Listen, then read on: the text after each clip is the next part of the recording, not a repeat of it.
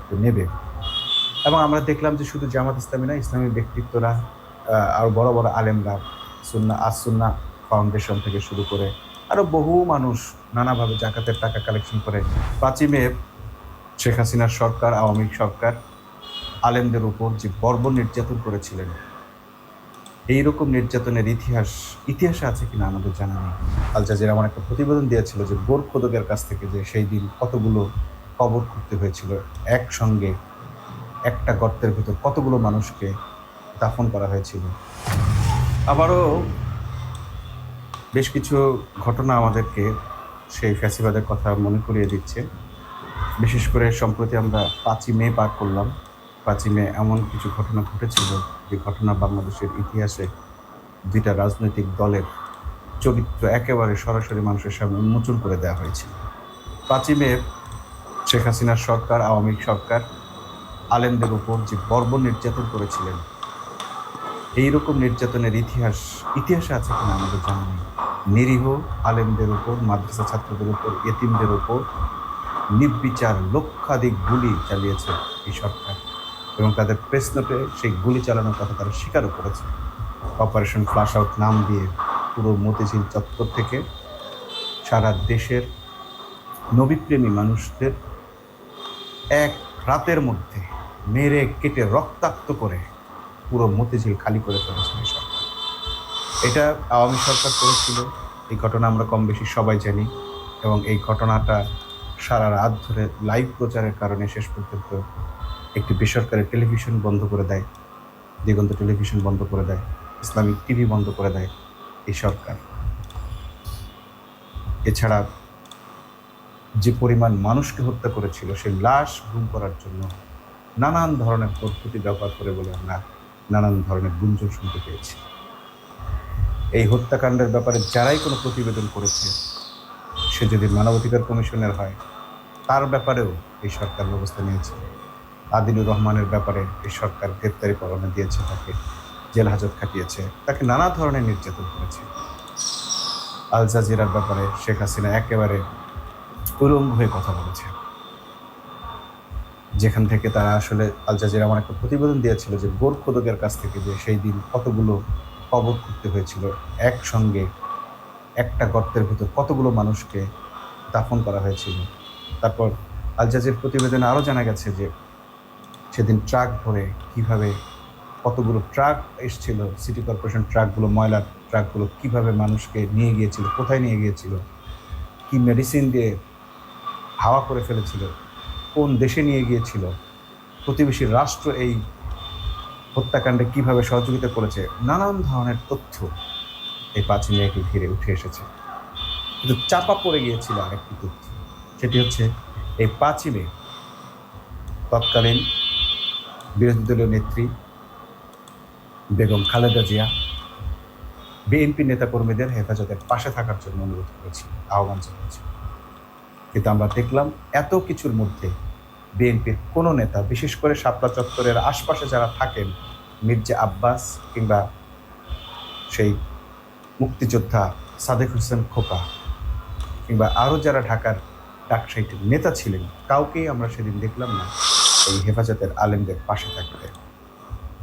মূলত বিএনপির মধ্যে দুটো অংশ আছে, একটি ইসলামপন্থী আর একটি হচ্ছে বামপন্থী এবং সেকুলারপন্থী যাদেরকে বলা হয়। মূলত তারা বামপন্থী, এবং এদের একটা অংশ আওয়ামীপন্থী এবং ভীষণভাবে ভারতপন্থী। এর চেয়ে বড় কথা হচ্ছে যে এরা ভীষণ রকম আলেম বিদ্বেষী, ইসলাম বিদ্বেষী, এরকম একটা বড় অংশে বিএনপির মধ্যে আছে। তো এরা ৫ই মের এই ঘটনাকে কোনোভাবেই সহ্য করতে পারেনি, আলেমদের উত্থান কোনোভাবে সহ্য করতে পারেনি। যদিও অনেকে ভেবেছিল এটা এরপরে হয়তো বিএনপি ক্ষমতায় চলে আসবে, কিন্তু সেটির আসলে কোনো বিষয় ছিল না। কারণ যদি বিএনপি ক্ষমতায় আসতো, তাহলে বিএনপি নেতারা অন্তত সাদেক হোসেন খোকা কিংবা মির্জা আব্বাস এই ঘটনায় সহযোগিতা করতো, তারা কখনোই করেনি, এবং বিএনপির নেতারা ঘরে বসে আঙুল চুষছে। আর এদিকে আলেমদেরকে লক্ষ লক্ষ গুলি করে, নিরীহ মাদ্রাসা ছাত্রদেরকে হত্যা করে তাদের লাশ গুম করেছে। এমনকি মিসিং রিপোর্ট পর্যন্ত যারা করতে গেছে তাদেরকে উল্টো মামলা দিয়ে হয়রানি করা হয়েছে। 13-14 বছর পর যখন তত্ত্বাবধায়ক সরকার আসলো, তত্ত্বাবধায়ক সরকারের প্রথম ৫ই মেতে এই অনেক নারী তাদের সন্তান হারানোর কথা, ভাই হারানোর কথা স্বীকার করেছেন, এবং 5ই মের ঘটনায় তাদের সন্তান যে মারা গেছে আর ফিরে আসেনি সে কথাও তারা স্বীকার করেছেন। এর আগে তারা এই ধরনের মিসিং রিপোর্ট করারও সুযোগ পায়নি। একদিকে আমরা দেখলাম আওয়ামী সরকার একটি ভিনদেশি এজেন্ডা নিয়ে, আলেম বিদ্বেষী মনোভাব নিয়ে, ইসলাম বিদ্বেষী মনোভাব নিয়ে নবীপ্রেমী জনতাকে জোরপূর্বক আগ্নেয়াস্ত্র প্রয়োগ করে, তার সমস্ত ক্ষমতা প্রয়োগ করে শাপলা চত্বর থেকে ফ্লাশ আউট করেছে, হত্যা করেছে। রীতিমতো এটাকে এথনিক ক্লিনজিং বলা চলে। ধর্মীয় একটি গোষ্ঠীকে চিরতরে মুছে ফেলার জন্য তাদের এই হত্যাকাণ্ড ছিল। তারা যেন আর কোনোদিন মেরুদণ্ড সোজা করে দাঁড়াতে না পারে সে ব্যবস্থা তারা করেছিল। এমনকি এরপর হেফাজতে ইসলামকে বাধ্য করেছে সরকারের কাছে নতজানু হতে, তাদের সাথে মোসাফা করতে, নানান ধরনের প্রস্তাব অফার দিয়ে তাদেরকে ভুল বুঝিয়ে শেষ পর্যন্ত সেই কওমি আলেমদের কাছ থেকে, মানে তাদেরই আওয়ামী লীগেরই ঘরানার লোকদের মাধ্যমে কওমি উপাধি, কওমি জননী উপাধি পর্যন্ত তারা পেয়েছিল। এ আরেক ট্র্যাজেডির ইতিহাস, আরেক বড় ধরনের প্রহসনের ইতিহাস। যাই হোক, সেই ইতিহাস কম বেশি সবাই জানি, কিন্তু যেটি আমাদের জানা ছিল না সেটি হচ্ছে যে ওই দিন যে বেগম জিয়া বলেছিলেন যে সবাইকে পাশে থাকতে, এবং মোটামুটি 4 দলীয় জোটের বিশেষ করে জামাতও সেদিন প্রস্তুতি ছিল যে এই দিন যেন অন্তত আলেমদের রক্ষা করতে, এবং এই সরকারের যদি পতন ঘটে তাহলে সেই ধরনের কোনো পরিবেশ সৃষ্টি হলে সেই ব্যাপারেও যাতে কোনো ব্যবস্থা নেওয়া যায়, প্রস্তুত থাকা যায়, সেই ধরনের প্রস্তুতি ছিল। কিন্তু দেখা গেছে বিএনপির নেতাদের ভেতর সেই ধরনের প্রস্তুতি ছিল না, এবং তারা নেতাকর্মীদেরকে কোনো এক দৈব বাণীর বলে একেবারে ঘুম পাড়িয়ে দিয়েছিল। বরং জাতীয় পার্টিকে দেখা গেছে এরশাদ সরাসরি এইসব সমর্থন করেছেন, পানি খাওয়াইছেন। অর্থাৎ সারা দেশের মানুষের মধ্যে এক ধরনের জনজোয়ার যে এসেছিল সেটি বিভিন্ন রাজনৈতিক নেতাদের কথাতেও পাওয়া গিয়েছে। শেষমেশ আমরা দেখলাম যে এই সমাবেশ সফল হলো, কিন্তু যে দাবি তারা তুলেছিল সেই দাবি আর কখনো পূরণ হয়নি।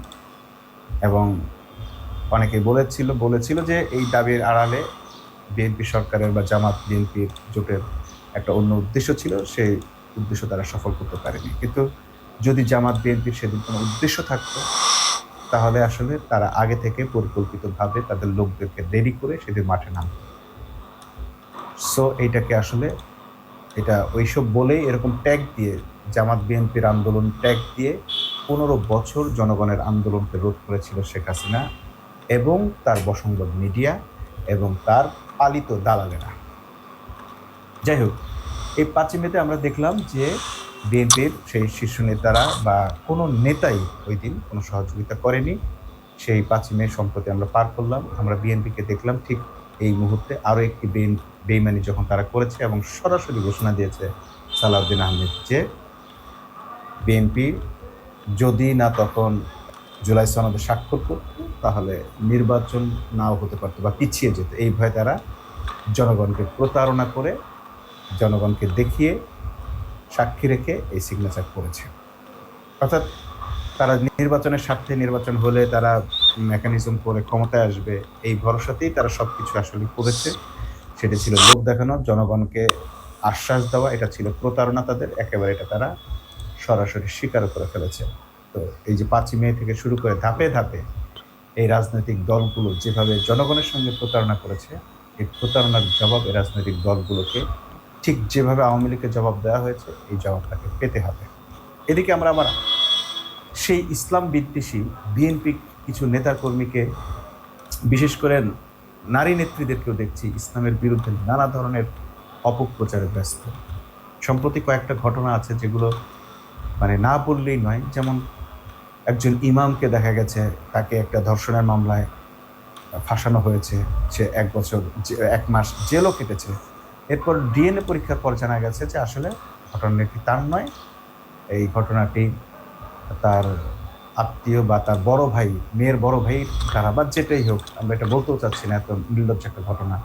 কিন্তু ওই আলেম বা ওই ইমাম যে এর সাথে জড়িত নয় সেটি ডিএনএ পরীক্ষার মাধ্যমে স্পষ্ট হয়ে গেছে।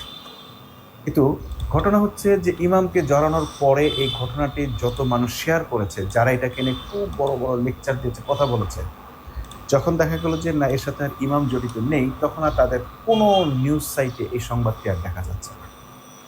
অর্থাৎ একজন ইমামকে অপদস্থ করে মানুষের কাছে তাকে মানে ঘৃণিত করার জন্য এই মিডিয়া নানাভাবে নিজেদের ব্যবহার করছে।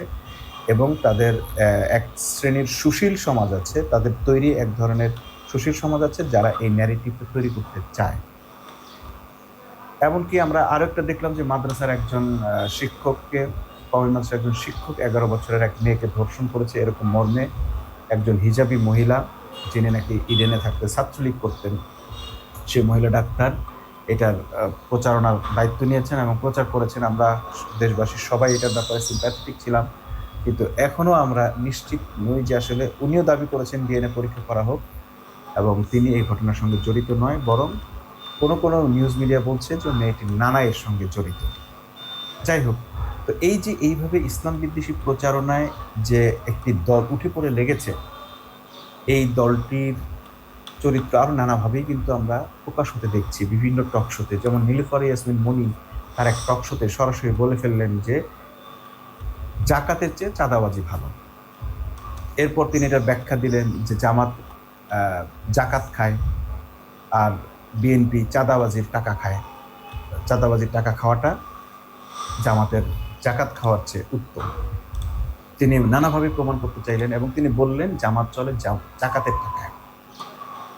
তো নীলুফার ইয়াসমিন বক্তব্য দিয়েছেন, সেটা ফটোকার্ড হয়ে সারা বিশ্বের বা সারা দেশের মানুষের কাছে পৌঁছে গেছে, কিন্তু তিনি কি কোনো প্রমাণ আজ পর্যন্ত দেখাতে পেরেছেন যে জামাতের লোকেরা জাকাতের টাকা খায়? যে কোনো দলের লোকেরাই জাকাতের টাকা খেতে পারে। জাকাতের টাকা 8 ধরনের মানুষের জন্য আল্লাহ তাআলা ফিক্সড করে দিয়েছেন, খরচ করে দিয়েছেন। এখন প্রশ্ন হচ্ছে যে জামাত জাকাতের টাকা কালেকশন করে কিনা, করলে সে টাকা দিয়ে কি করে? জামাতের অর্থ ব্যবস্থা সম্পর্কে, জামাতের অর্থনীতি সম্পর্কে যাদের আইডিয়া নেই, তারা এই ধরনের মানে মুখরোচক বক্তব্য দিয়ে, ইসলাম বিদ্বেষী বক্তব্য দিয়ে নিজেদের ভাইরাল করতে পারে, কিংবা নিজেদের সেকুলার মন মানসিকতা, নাস্তিকবাদী চিন্তা চেতনাকে প্রকাশ করতে পারে। কিন্তু বাস্তবে জাকাত কিন্তু আসলে অপবিত্র কিংবা খারাপ কিছু নয়, বরং উত্তম একটা অর্থ ব্যবস্থা, যা দিয়ে দারিদ্র অত্যন্ত সুন্দরভাবে বিমোচন করা যায়। এবং শুধু দারিদ্র নয়, 8টি খাত মহান আল্লাহ তাআলা একেবারে পবিত্র কোরআনে স্পষ্ট করে দিয়েছেন জাকাতের জন্য। তো জাকাত যদি জামাত ইসলাম কালেকশন করেন, জামাত ইসলামী কালেকশন করে, অবশ্যই করে। এবং এই জাকাতের কালেকশনটা করতে হয় যেহেতু তারা ইসলামী রাষ্ট্র ব্যবস্থা চায়। ইসলামী রাষ্ট্র ব্যবস্থায় জাকাত কালেকশনটা রাষ্ট্রকে করতে হয়।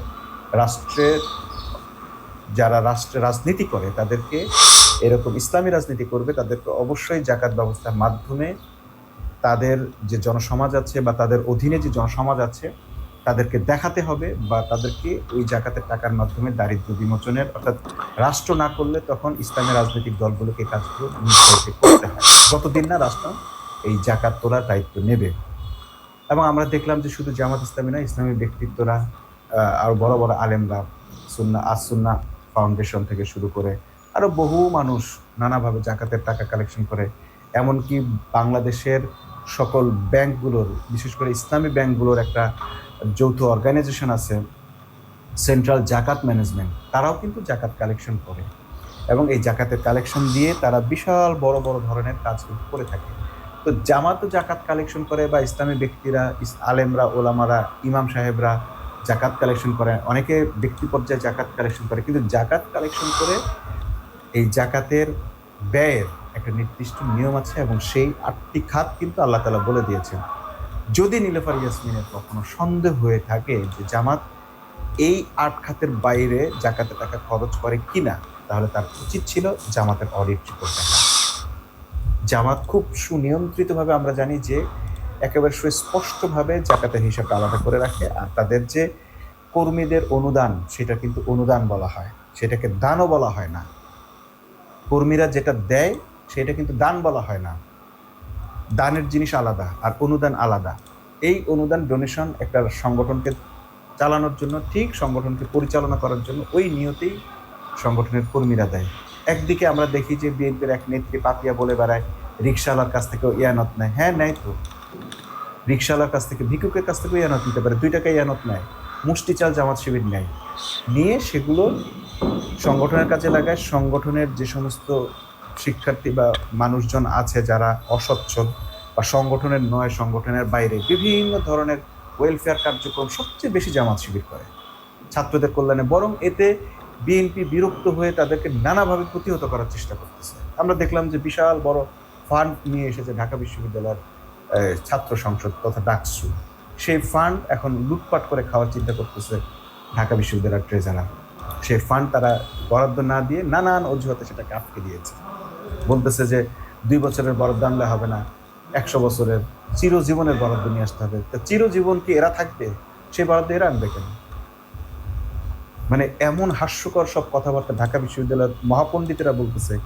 এরা যে আসলে মানে স্বরলিপিটাও পড়ে আসে নাই, বা এই বাংলা বাংলা বর্ণমালাটাও মনে হয় না শিক্ষিত হয়ে আসছে তাদের, এইরকম একটা মূর্খতার মধ্যে পরিচয় তারা দিচ্ছে। এই যে তারেক রহমান যে ফ্যামিলি কার্ড দিয়েছে, এই ফ্যামিলি কার্ড কি আগামী সরকার রাখবে, বহাল রাখবে যদি আগামী অন্য কোনো সরকার আসে? তারেক জিয়া কি গত সরকার যে শিক্ষার্থীদেরকে বৃত্তি দিয়েছে পোশাকের জন্য, জুতার জন্য, তারেক রহমান এসে কি সে বৃত্তি দিয়েছে? দেয়নি তো। এক একটা সরকার এক একটা সময় এক এক ধরনের কার্যক্রম হাতে নেয়, পরবর্তী সরকার এসে তার চেয়ে ভালো কিছু করার চেষ্টা করে বা বলে, কিন্তু আগেরটা বন্ধ করে দেয়। এটা তো আমরা অতীতেও দেখে আসছি। অতীতে বাংলাদেশে পাকিস্তান আমলে বাংলাদেশের মানুষ রেশন পেত, এখন কি রেশন পায়? পায় না তো। তো চিরস্থায়ী আপনি বন্দোবস্ত কি চান? কোনটা থেকে চান? কোন বন্দোবস্তটা চিরস্থায়ী আছে? আপনারা ডাকসু তারা ওয়াদা করেছিল, কথা দিয়েছিল, তারা ফান্ড ম্যানেজ করেছে এবং ছাত্রদের জন্য, শিক্ষার্থীদের জন্য শনিবারে বাসের ব্যবস্থা করেছে, এবং সেইটা ফান্ড বিশ্ববিদ্যালয়ের দেওয়ার কথা ছিল, সরকারের দেওয়ার কথা ছিল। যেহেতু সরকার গরিব হয়ে যায় ছাত্রদের জন্য খরচ করতে গেলে, বাস তারা বাইরে থেকে এসে ফান্ড কালেকশন করছে, সেটাও আপনারা দিচ্ছেন।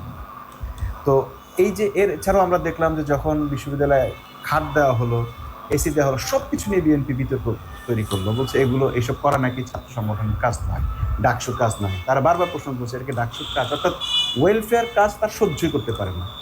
জামাত এত বেশি ওয়েলফেয়ার কাজ করে, বিভিন্ন মানুষকে কল দেয়, এটা করে সেটা করে। আমরা দেখেছি আওয়ামী লীগ আমলে এক জায়গায় 50টা কল পর্যন্ত তারা তুলে নিয়ে গেছে, 30-35টা কল দিয়েছে এক জায়গায়, সেখান থেকে তুলে নিয়ে গেছে।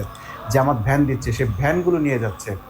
জামাত এই যে ওয়েলফেয়ার কাজগুলো করে, জনকল্যাণের কাজগুলো করে, কাউকে টিন কিনে দেওয়া, ঘর বাড়ি করে দেওয়া, আসুনা ফাউন্ডেশন করছে, এই যে লোকগুলো এই কাজগুলো করে, তারাও কর্মসংস্থানের ব্যবস্থা করছে, জাকাতের টাকা থেকে করছে। কোথায় সমস্যা? এতে প্রবলেমটা কোথায়? এটা তো জাকাতেরই খাত। এই যে ভ্যানগুলো যারা দিচ্ছে তারা কি জামাতের কর্মী? জামাতের কর্মী হলেও তো দোষের কিছু না, তারা তো জনগণ। সো এই জাকাত নিয়ে এরকম একটা বিতর্ক সৃষ্টি করে জাকাতের প্রতি মানুষের ভালোবাসা, মনোভাব, মানে জাকাত দেওয়ার উৎসাহটা নষ্ট করার যে চেষ্টা এবং শয়তানিটা সে করেছে, অবশ্যই আল্লাহর কাছে তার এই শাস্তি পেতে হবে। এবং তিনি যেটা বলেছেন জাকাত চাঁদাবাজির চেয়ে উত্তম, এটা বলার পর তিনি কিন্তু একবার ক্ষমা চান নাই, এবং পবিত্র কোরআনের একটি বিধান নিয়ে, আল্লাহর বিধান নিয়ে এই ধরনের দৃষ্টতামূলক আচরণ করার পর তিনি মুসলমান আছেন কিনা আলেমরা বলতে পারবেন, কিন্তু এটা কোনো মুসলমানের জন্য অনুমোদন নয় যে তারা ইনকার বা ঘৃণা বা অপছন্দ করবে। ঘৃণাও না, শুধু অপছন্দ করার, মহান আল্লাহর কোনো বিধানকে খাটো করার, অপছন্দ করার অধিকার মুসলমানদের নেই। নীলুফার ইয়াসমিন সেটা করেছেন, এবং বিএনপির এখন টার্গেট আসলে পুরোপুরি আওয়ামী লীগ হয়ে ওঠার চেষ্টা। তো এই বিএনপিকে ঠিক আওয়ামী লীগকে মানুষ যেভাবে প্রতিহত করছে সেভাবেই প্রতিহত করবে, কারণ আওয়ামী লীগ জামাত ইসলামের বিরোধিতা করতে গিয়ে শেষ পর্যন্ত আসলে ইসলাম বিরোধিতা নেমেছিল, এবং সেই ইসলাম বিরোধিতার কারণেই জামাত ইসলামের নেতাদের বিরুদ্ধে তারা যখন ব্লগারদের দিয়ে শাহবাগ মঞ্চ তৈরি করলো, গণজাগরণ মঞ্চ তৈরি করলো, এবং সেই শাহবাগ মঞ্চ থেকেই কিন্তু শেষ পর্যন্ত জামাতের বিরুদ্ধে শুধু নয়, শেষ পর্যন্ত আমরা দেখলাম নবী রাসূলদের বিরুদ্ধে, তাদের স্ত্রীদের বিরুদ্ধে, ইসলামের বিরুদ্ধে নানান ধরনের উৎসাহ রটনা করা হলো। তাদের চরিত্র নিয়ে, রাসূল সাল্লাল্লাহু আলাইহি ওয়াসাল্লামের চরিত্র নিয়ে সেই কথিত ব্লগাররা বাজে বাজে সব লেখা তাদের ব্লগিংয়ে প্রকাশ করতে শুরু করলো, এবং কি যারা বেঁচে দেশ বিদেশে ফিরে গেছে তারা এখনো পর্যন্ত নানা আজে বাজে কথা তাদের সেই ব্লগে লিখে বেড়াচ্ছে। তো এই যে তারা কাজটি করেছে, মূলত আসলে প্রথমে দেখিয়েছে যে তারা জামাত বিদ্বেষী, আসলে আমরা তারপরে দেখলাম যে তারা মূলত ইসলাম বিদ্বেষী। ঠিক একইভাবে আজ বিএনপিকে আমরা দেখছি যে তারা জামাতের বিরুদ্ধে কথা বলছে, জামাত ইসলামের বিরুদ্ধে কথা বলছে। জামাত ইসলামীর এই জাকাত কিন্তু জামাত ইসলামের কোনো পদ্ধতি নেই, এটা আল্লাহর দেওয়ার পদ্ধতি। এইভাবে আস্তে আস্তে তারা কিন্তু মূলত তারা ইসলাম বিদ্বেষী এবং ইসলামের বিরুদ্ধে কথাই বলার চেষ্টা করছে, কিন্তু তারা যেহেতু সরাসরি ইসলামের বিরুদ্ধে কথা বলছে, এইটা তারা স্বীকার করতে পারে না, তখন তারা জামাত ইসলামের বিরুদ্ধে কথা বলছে, এইটা বলে মানুষকে গেলানোর চেষ্টা করে।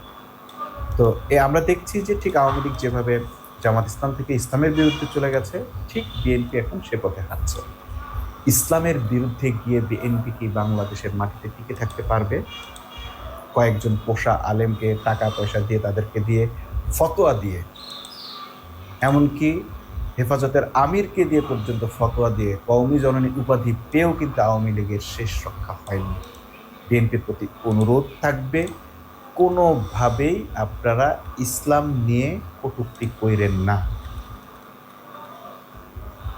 রাতারাতি আপনাদের উপর এমন অভিশাপ বর্ষিত হবে, এমন গজব নাজিল হবে যে আপনারা আওয়ামী লীগের মতো অত বেশি দিন টিকে থাকতে পারবেন না। আপনাদের পতন খুব শীঘ্রই হয়ে যাবে। এখন রাস্তাঘাটে বাজারঘাটে গেলে আমরা এটা জানতে পারছি যে এই সরকারের সাথে কেউ নেই। এই সরকার এখন একটা রাষ্ট্রের কারণে টিকে আছে এবং আরেকটা বিরোধী দলের ধাক্কা না দেওয়ার কারণে, দয়ার কারণে টিকে আছে। কোনো রকম একটা ধাক্কা দিলে এই সরকার চিৎপটাং হয়ে যাবে, কারণ এই সরকারের ব্যাপারে কারো কোনো আস্থা নেই, সরকারের কাছে ভালো কিছু প্রত্যাশাও নেই। লোডশেডিংয়ে মানুষ অতিষ্ঠ, ডিজেল তেলের দামের কারণে ভাড়া দিয়ে মানুষ অতিষ্ঠ, অর্থাৎ মানুষ কোনোভাবেই আর স্বস্তিতে নেই।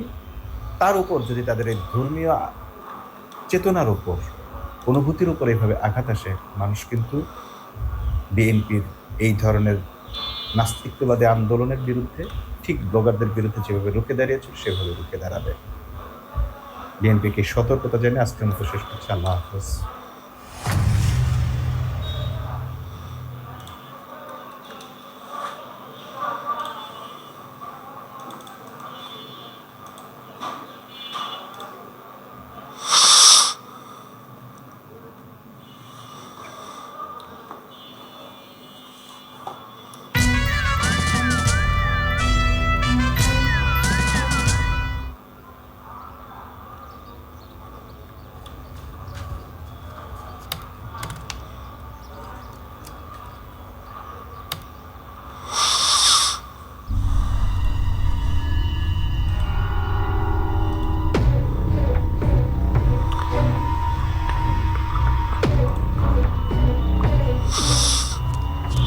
ও আমাকে যে কোনো মূল্যে কষ্ট দিতে চায়। ও আমাকে কিছুতেই আমার স্বপ্ন পূরণ করতে দেবে না।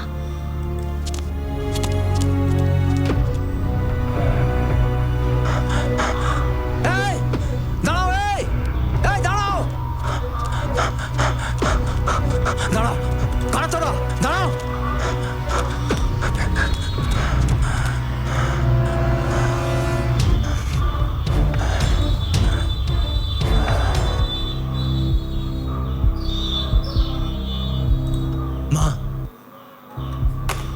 শোনো, যখন আমি বাড়িতে থাকবো না, কেউ আসলে দরজা খুলবে না। প্রথমে জিজ্ঞেস করবে কে। কেউ যদি উত্তর না দেয় বা গলাটা অচেনা লাগে, তো দরজা কিছুতেই খুলবে না। বুঝেছো?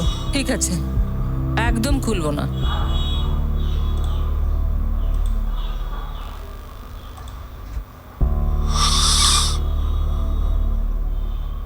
Can I see your return ticket, please, sir? Return tickets. Yes, your return tickets to India? I will be booking a tickets now. Sir, this is a tour visa. You can't be in travel without a valid return ticket. So I am saying I will be doing the booking now. No, I think you didn't understand. I need to see the return ticket now. Okay, let me explain. See, I am going back to India and I am going to buy a return ticket. Isn't my visa valid? If I don't go back from you as per visa says, then catch me. I'm sorry, sir, but you can't travel without a valid return ticket. Say, listen, let me explain. There is You're some problem requested to go happening. to immigration counter immediately. You are not understanding, Please madam. report There is whether some you problem have happening. anything to...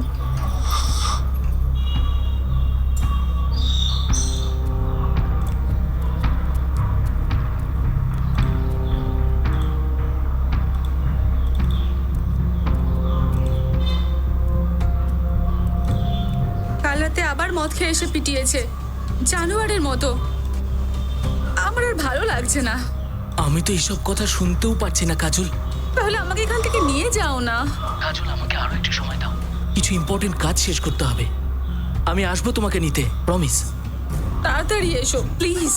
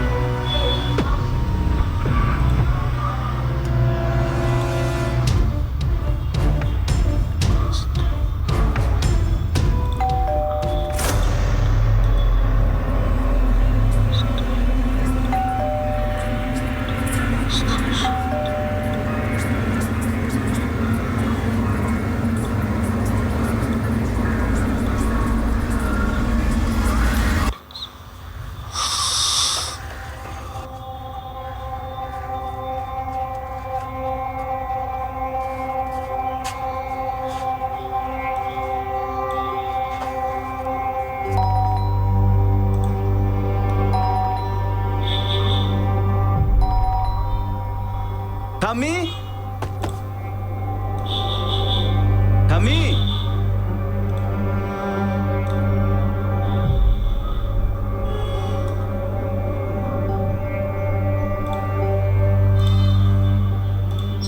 Rajen, কি হয়েছে? মা জানি না কি হয়েছে। আসতে গিয়ে দেখি গেটটা খোলা আর দরজাটাও খোলা ছিল। জয়দেব কাকার গাড়িটাও দেখছি না, আর ওদের দুজনকে ফোন করে পাচ্ছি না। কিছু তো হয়েছে। আমি পুলিশকে ফোন করছি এক্ষুনি। আরে তোর তো আগেই পুলিশকে ফোন করা উচিত ছিল।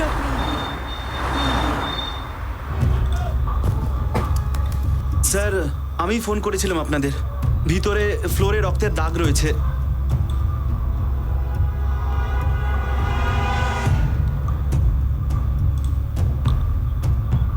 রাজেন, তোর অশোক কাকাকে ফোন কর, তাড়াতাড়ি ডাক। এক্ষুনি করছি।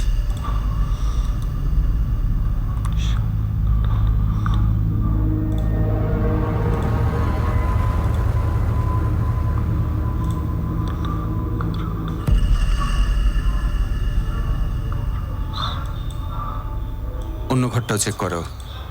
রাজেন বলছিল ঠাকুমা আশালতাও এখানেই থাকতেন। স্যার, পাশের ঘরেও একটা লাশ আছে।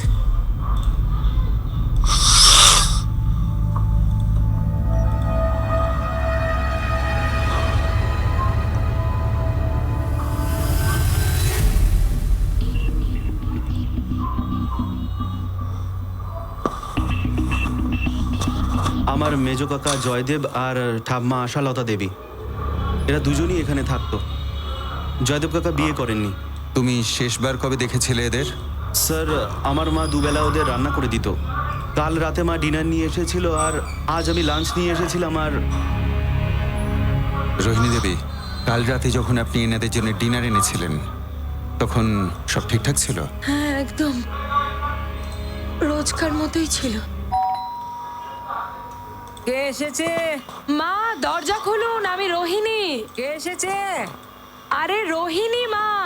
আরে বাবা, কে? রোহিণী, রোহিণী। 3 বার বললাম আমি, রোহিণী, রোহিণী, রোহিণী। আপনি আমার গলা শুনে চিনতে পারলেন না? জয়দেব ঠাকুরপো কোথায়? ও তো ঘরে রয়েছে। ঠাকুরপো, আমি খাবার দিচ্ছি। ওখানে রেখে দাও বৌদি, আমি পরে খাবো। মাকে খাইয়ে দাও। আমি মাকে খাবার বেড়ে দিয়ে চলে যাই। রোজগারের মতো সবই ঠিকঠাক ছিল।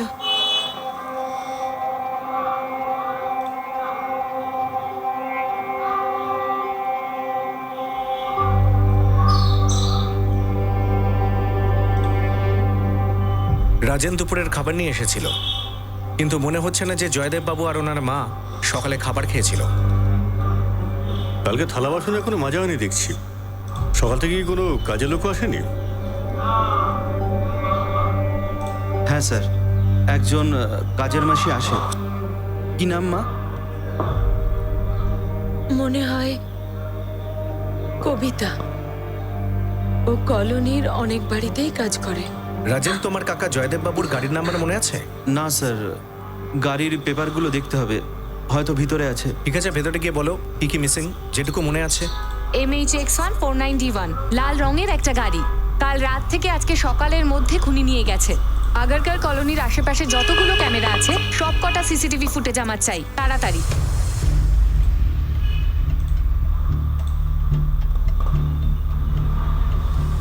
জয়দেব কাকা ফটোগ্রাফার ছিল, কিন্তু ওনার ক্যামেরা সবই মিসিং দেখছি। Cameras, lenses, laptop. স্যার, আলমারি থেকে 1000 টাকা পেয়েছি।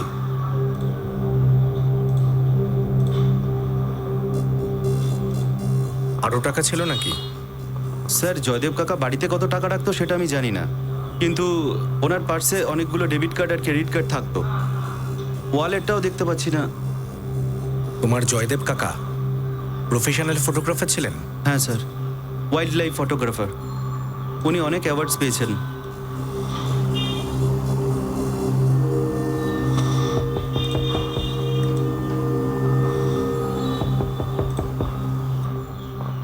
কি হয়েছে? এদিকে আয়, এদিকে আয়। কি হয়েছেটা কি? এই গাড়িটা তোর? হ্যাঁ, আমার বসের গাড়ি। 2-3 দিনের জন্য এখানেই থাকবে। কেন, কোনো সমস্যা হয়েছে নাকি? সামনের জায়গাটা তাদের, বাড়িটা যার, বাইরের লোকের জন্য নয়। কেন, আমি গাড়ি দাঁড় করিয়েছি বলে গায়ে জ্বালা হচ্ছে? এই চুপ কর, চুপচাপ গাড়িটা এখান থেকে সরা, না হলে বাড়ির মালিককে বলে দেবো, ফোন করে দেবো এক্ষুনি। ঠিক আছে, যা করতে পারো করে নিও। আমি কারো বাপকেও ভয় পাই না, আর এই গাড়ি এখান থেকে নড়বে না। আমি পুলিশকে ডাকছি, যখন গাড়িটা টেনে নিয়ে যাবে তখন কিছু বলিস না। কালকে রাতে তো আমরা এমন কোনো আওয়াজ শুনিনি, কিন্তু কেউ যদি জোর করে ঢুকতো তাহলে চিল্লামিল্লি তো শুনতাম। হ্যাঁ, আমিও না কিছু দেখলাম না শুনলাম। আর এমনিতেও মাসিমা বাড়ি থেকে খুব কমই বেরোতেন। হ্যাঁ। দুধওয়ালা, পেপারওয়ালা, এদের মধ্যে কেউ না কেউ তো আসতো জয়দেব বাবুর বাড়িতে। ওনার ঘরে কে আসলো গেল তা আমরা কি করে খেয়াল রাখবো ম্যাডাম? নিজেদের ঘরের কাজ করতে করতেই নিজেদের সময় চলে যায়। জয়দেব বাবুর ওখানে কবিতা কাজ করতো, ওকে ফোন করে দিয়েছি, ও আসছে বললো। স্যার, প্রত্যেক দিনের মতো সকাল 8টা থেকেই ডিউটিতে তো আছি, কিন্তু 7 নম্বর বাড়ি থেকে, মানে জয়দেব বাবুর বাড়ি থেকে না কোনো শব্দ আসতে শুনেছি, আর না এমন কাউকে আসতে যেতে দেখেছি স্যার যাকে সন্দেহ করা যায়।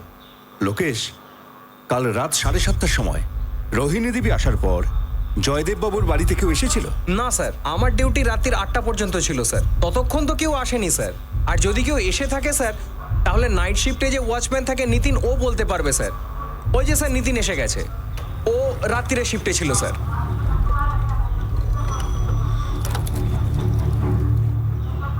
নিতিন, 7 নম্বর কুঠিতে কেউ এসেছিল জয়দেব বাবুর বাড়িতে? না স্যার, কাল তো কেউ আসেনি ওনার বাড়িতে। আর ধরুন 11:30 নাগাদ জয়দেববাবু নিজেই বেরিয়েছিলেন। গাড়ি নিয়ে গিয়েছিলেন? হ্যাঁ স্যার, সিসিটিভি ফুটেজটা দেখিয়ে দিন না স্যার। ফুটেজ ট্রান্সফার হচ্ছে, কিন্তু একটা ব্যাপার আমি বুঝতে পারছি না যে যদি জয়দেব বাবু নিজেই গাড়ি চালিয়ে যান তাহলে ফিরলেন কি করে? কারণ ওনার বাড়ির সামনে তো কোনো গাড়ি দাঁড়িয়েই নেই। রাতের বেলা তো উনি বাড়ি ফিরে আসেননি স্যার, আমি তো ভেবেছিলাম উনি বাইরে গেছেন কোনো কাজ। নিতিন, ঠিক করে মনে করে বলো, জয়দেব বাবু গাড়ি নিয়ে বাইরে গিয়েছিলেন? হ্যাঁ স্যার, গাড়ি তো জয়দেব বাবুরই ছিল। গাড়ি কে চালাচ্ছিল? জয়দেব বাবু? ঠিক করে দেখেছো তুমি? স্যার, অতটা ভালো করে তো দেখিনি, কিন্তু এরকম মনে হয়নি যে গাড়ি অন্য কেউ চালাচ্ছিল।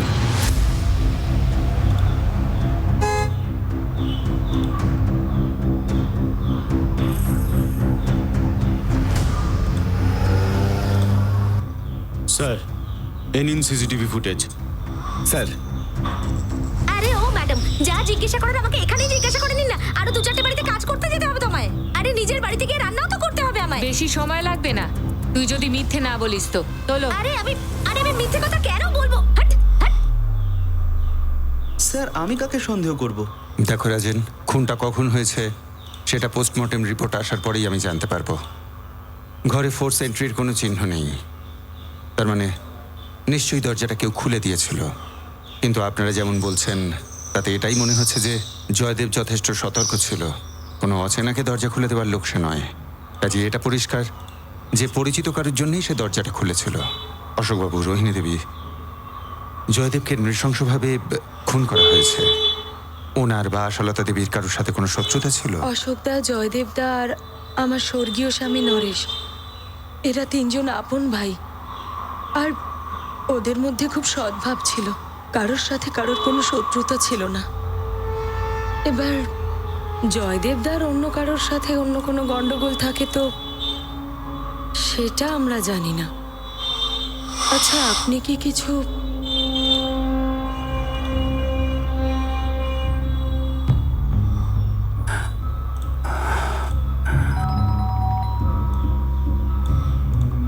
কে এসেছে? মা, আমি অশোক। আরে বাবা, কে? আরে বাবা, তোমার বড় ছেলে। কে মা? কে তোমার বাড়ির উপর নজর রাখবে? দেখ, আমি তো বেশি কিছু জানি না, কিন্তু আজকাল জয়দেব খুব চিন্তায় থাকে। যাওয়ার আগে আমাকে তিনবার করে বলে যায়, গলা না চিনে জিজ্ঞাসা না করে কাউকে ভেতরে ঢুকতে দেবে না।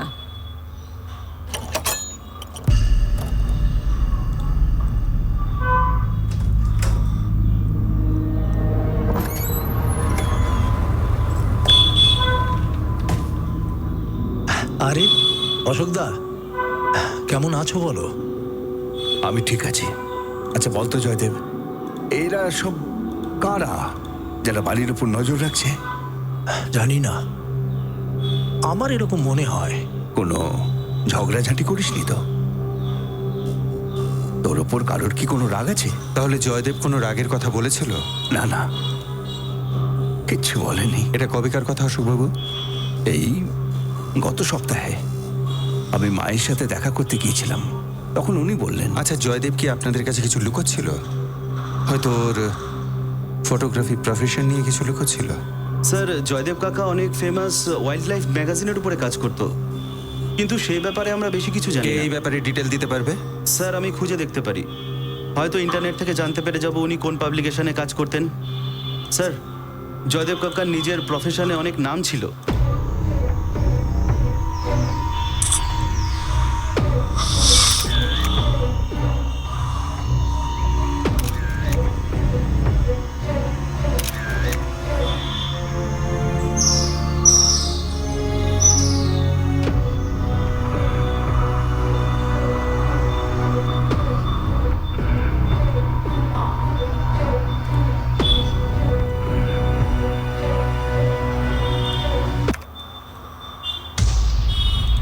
এ থেকে তো বোঝাই যাচ্ছে না গাড়িটাকে চালাচ্ছে। আর সিসিটিভি ক্যামেরাও অনেক ওপরে লাগানো। স্যার, আমি তো লাগাইনি, তো কলোনির লোকেরা লাগিয়েছে। জয়দেববাবু বাইরে যাওয়ার আগে কলোনিতে কেউ ঢুকেছিল? স্যার, আমিও তো সে কথাই বলছি, রাত্রে কেউ কলোনিতে আসেইনি। আর যদি কেউ আসতো, আমি তো রেজিস্টারে এন্ট্রি করাতাম না স্যার। মেইন গেট ছাড়া আর কোনো রাস্তা আছে কলোনিতে ঢোকার? হ্যাঁ স্যার, পেছনে পাঁচিল আছে, যেখানে পার্ক আছে। ওখান থেকে কেউ পাঁচিল টপকে আসলে বলতে পারবো না স্যার। আর ওখানে সিসিটিভি ক্যামেরা নেই? না স্যার, এমনি তো জয়দেববাবু রোজ